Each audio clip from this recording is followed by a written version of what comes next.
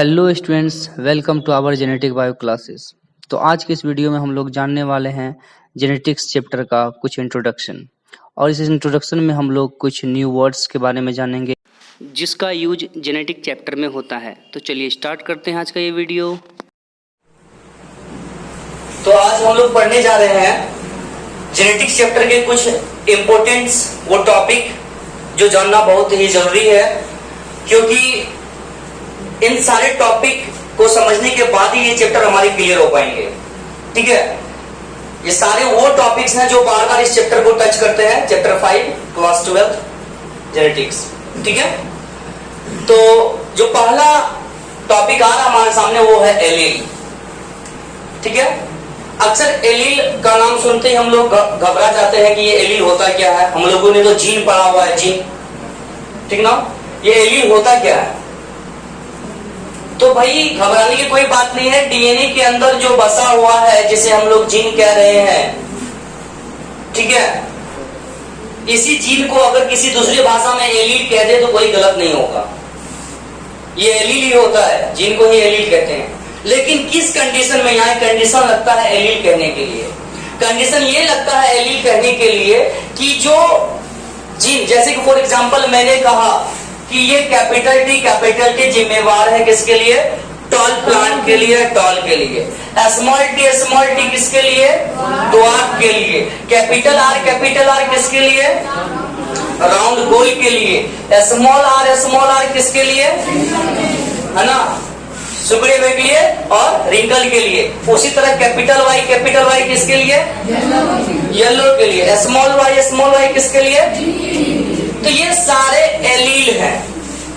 ये सारे क्या है? क्योंकि ये वो जीन है जो अपना प्रभाव दिखा रहे हैं, जो अपना डोमिनेंट दिखा रहे हैं, अपना कैरेक्टर को शो ऑफ करवा रहे हैं। ये वो जीन है, इसीलिए इनको एलील कह देंगे। कंडीशन अगर ऐसा आया कि capital T and small T, which one is allele? Then capital T is allele. अगर ऐसा कंडीशन हो तब पूछे दोनों में से कौन एलील है, तो ये एलील है। अगर कैपिटल वाई स्मॉल वाई है, कौन एलील है? ये एलील है। कैपिटल आर स्मॉल आर, कौन एलील है? ये एलील है। मतलब जो अपना कैरेक्टर को शो ऑफ करे, जो डोमिनेंट हो जाए, जिसका प्रभाव हो, जो प्रभावशील हो, वही क्या होगा? एलील होगा। क्लियर? अब जो सेकेंड टॉपिक हमारे सामने आ रहा है वो होता है डोमिनेंस। क्या हो जाता है? डोमिनेंस हो जाता है। अगर हम डोमिनेंस की बात करें, डोमिनेंट की बात करें, तो इसका मतलब हिंदी हो जाता है प्रभावी। वर्ड से ही पता चल रहा है कि जब कैरेक्टर का प्रभाव होता है, फॉर एग्जाम्पल कैपिटल टी था और स्मॉल टी था। क्या था? Small T. तो दोनों में से किसका प्रभाव होगा? कैपिटल टी का ही प्रभाव होगा। ठीक ना, तो कैपिटल टी क्या हो गया? डोमिनेंट हो गया। किस पे? स्मॉल टी पे। किस पे हो गया डोमिनेंट? स्मॉल टी पे। कैपिटल वाई था एंड स्मॉल वाई था, तो कौन किस पे डोमिनेंट करेगा?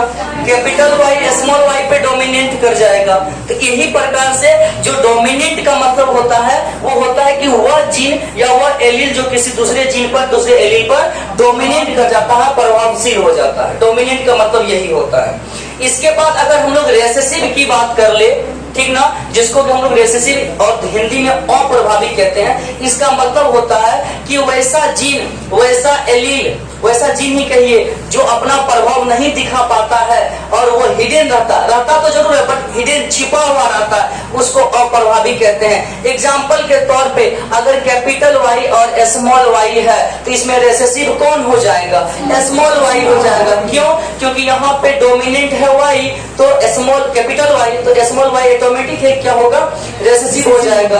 मतलब कैपिटल वाई प्रभावशील है तो स्मॉल वाई क्या हो जाएगा?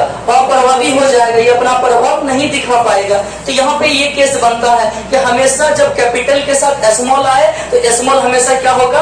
रेसेसिव होगा, अप्रभावी होगा। बाकी जो कैपिटल होगा वो क्या होगा? प्रभावी होगा, डोमिनेंस होगा। बात क्लियर हो जाती है। सेकंड बात जो हमारे सामने आती है वो है यूनिट कैरेक्टर। यूनिट कैरेक्टर का हिंदी होता है एकल लक्षण। क्या होता है?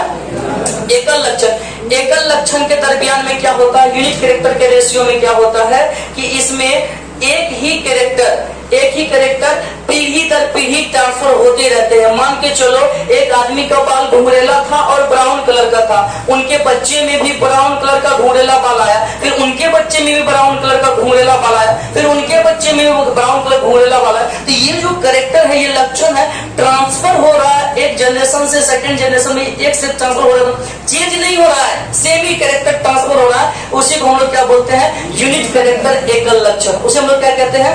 यूनिट कैरेक्टर, एकल लक्षण। जब एक ही कैरेक्टर खानदान दर खानदान, पीढ़ी दर पीढ़ी, जनरेशन बाय जनरेशन ट्रांसफर होता रहे, उसे हम लोग क्या कहते हैं? एकल लक्षण कहते हैं, यूनिट कैरेक्टर कहते हैं। बात समझ में आ रही है? इसके बाद जो आता है हमारा फिनोटाइप और जीनोटाइप। हालांकि इसके बारे में मैं पहले चर्चा कर चुका हूं, लेकिन अगर हम लोग फिनोटाइप की बात करें तो किसी भी ऑर्गेनिज्म का, किसी भी जीव का आउटलुक, जो बाहरी कैरेक्टर हमें दिख रहा होता है, उसे हम लोग कहते हैं क्या? उस जीव का फिनोटाइप, उस जीव का सदृश प्रारूपी लक्षण। ठीक ना? जो कैरेक्टर हमें दिख रहा बाहर से, जैसे मटर की पौधे की लंबाई है ना, उसका कम हाइट होना, फल का लाल होना, आदमी का चेहरा गोरा काला सांवला होना, बाल घुंघरेला होना, लंबा होना, जो हमें दिख रहा बाहरी लक्षण, बाहरी कैरेक्टर, उसे हम लोग क्या कहते हैं?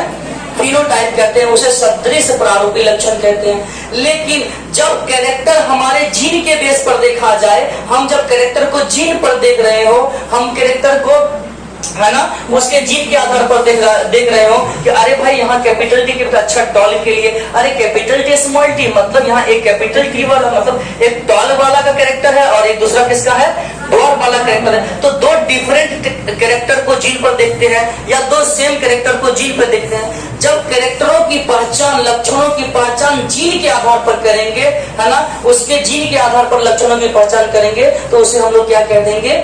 जीनोटाइप कह देंगे। जब जीनों के आधार पर हम लोग कैरेक्टर को आइडेंटिफाई करेंगे, कैरेक्टर को पहचानेंगे, तो उसे जीनोटाइप कह देते हैं। बात क्लियर हो गई? उसके बाद आता है होमोजाइगस, समयुग्मजी। होमोजाइगस, होमो का मतलब होता है सिमिलर, एक जैसा। होमो मतलब होता है सिमिलर, एक जैसा।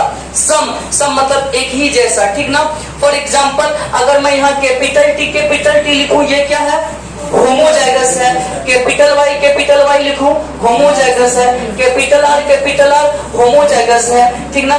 स्मॉल वाई होमोजाइगस है। स्मॉल आर होमोजाइगस है। स्मॉल टी होमोजाइगस है। तो जब सिमिलर दो जीन हो या पेयर ऑफ जीन दोनों समान हो, सिमिलर आता हो, सिमिलर एक कैरेक्टर के लिए दो समान जीन जिम्मेवार हो, एक कैरेक्टर के लिए दो सिमिलर जीन जिम्मेवार हो, उसे हम लोग क्या कह देते हैं? होमोजाइगस कह देते हैं। मतलब एक लक्षण के लिए दोनों समान। यहाँ तो मैंने कैपिटल टी स्मॉल टी लिखा, तो यहाँ पे एक ही जीन जिम्मेवार है एक कैरेक्टर के लिए, दूसरा तो जिम्मेवार नहीं है, दूसरा किसी और कैरेक्टर और लक्षण के लिए जिम्मेवार है।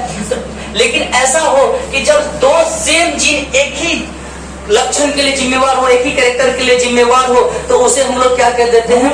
होमोजाइगस कह देते हैं। लेकिन केस क्रिएट क्या होता है आगे वाले टॉपिक में कि हेटेरोजाइगस हो जाता है, विषम युग्मजी हो जाता है। मतलब दो डिफरेंट जीन जब हो, दो डिफरेंट जीन हो और उनमें से एक ही जीन जिम्मेवार हो हमारे लक्षणों के लिए, हमारे कैरेक्टर के लिए, तब उसे हम लोग हेटेरोजाइगस कह देते हैं। फॉर एग्जांपल, अगर कैपिटल टी और स्मॉल टी है तो ये क्या है? हेटेरोजाइगस है।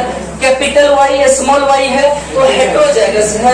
कैपिटल आर स्मॉल आर है, हेटेरोजाइगस है। कैपिटल बी स्मॉल बी है, हेटेरोजाइगस है। बात समझ में आ रहा है ना? तो ये जितने भी दो डिफरेंट जीन आ रहे हैं, तो इनमें से कोई एक ही जिम्मेवार होगा हमारे लक्षणों के लिए, कोई एक ही कैरेक्टर जिम्मेवार होगा। कैपिटल वाई स्मॉल वाई है तो हमेशा कैपिटल वाई जिम्मेवार होगा। कैपिटल आर स्मॉल आर है तो हमेशा कैपिटल आर जिम्मेवार होगा। कैपिटल बी स्मॉल बी है तो कैपिटल बी जिम्मेवार होगा। मतलब जो दो विभिन्न प्रकार के जीन हमारे बॉडी में आ रहे हैं किसी लक्षण को ढोने के लिए, और उनमें से कोई एक ही जिम्मेवार हो लक्षण के लिए, तो उस प्रकार के जीन को, उस प्रकार के ट्रेट को, लक्षण को हम लोग क्या कह देते हैं? हेटेरोजाइगस कह देते हैं, विषम युग्मजी कह देते हैं उसे। Thanks for watching. अगर आप हमारे चैनल पर नए हैं तो चैनल को सब्सक्राइब करें, वीडियो को लाइक करें, कमेंट करें और शेयर करें। तब तक के लिए थैंक्स अ लॉट्स।